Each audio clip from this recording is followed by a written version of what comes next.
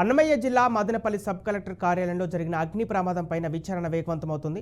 ఇప్పటికే కొంతమందిని అదుపులోకి తీసుకున్న పోలీసులు అగ్ని ప్రమాదానికి గల కారణాలపై ప్రత్యేక టీమ్స్ ద్వారా విచారణ జరుపుతున్నారు. ఇందులో డిప్యూటీ తహసీల్దార్ గౌతమ్ని పోలీసులు అదుపులోకి తీసుకుని విచారిస్తున్నారు. స్వయంగా ఘటన జరిగిన రోజు డీజీపీ ద్వారక తిరుమలరావు అగ్ని ప్రమాదం జరిగిన ప్రాంతానికి వెళ్లి పరిశీలించారు. అందులో ఉద్దేశపూర్వకంగా జరిగిన అక్రమాలు చెరిపివేసే ప్రయత్నంలోనే కార్యాలయానికి నిప్పు పెట్టారని గుర్తించారు. ఇప్పటికే పోలీసుల అదుపులో ఉన్న డిప్యూటీ తహసీల్దార్ గౌతమ్ కుటుంబ సభ్యులు ఆందోళన ఆవేదన వ్యక్తం చేస్తున్నారు. గౌతమ్ అలాంటి వాడు కాదని, ఆర్డీఓ ఫోన్ చేసి రమ్మంటేనే ఆ రాత్రి సమయంలో అక్కడికి వెళ్ళాడని అంటున్నారు. ఆర్డీఓ ఫోన్ చేస్తున్నా, నేను పోవాలా అని చెప్పేసి రావడం జరిగింది.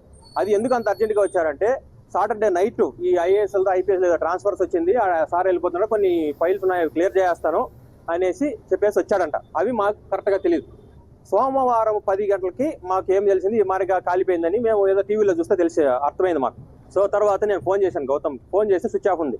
సరే, వాళ్ళ తర్వాత ఇంకొక వచ్చేప్పటికి ఈ సూత్రధారి మొత్తము చేసిందంతా గౌతమే అనేసి గౌతమ్ని చుట్టేసి ఇట్లా సూత్రధారి ఇతనే ప్లాన్ ప్రకారం చేసుకొచ్చాడు అని చెప్పి ఒక ఆరోపణ ఆయన పైన క్రియేట్ చేశారు. దానికి ఆధారాలు ఎవరో, దాన్ని ఎవరు చెప్పారో అనేది ఇదివరకు అయితే మాకు తెలియదు. సో దీనివల్ల మాకు జరిగిన ఫ్యామిలీగా మాకు చాలా నష్టం జరిగింది.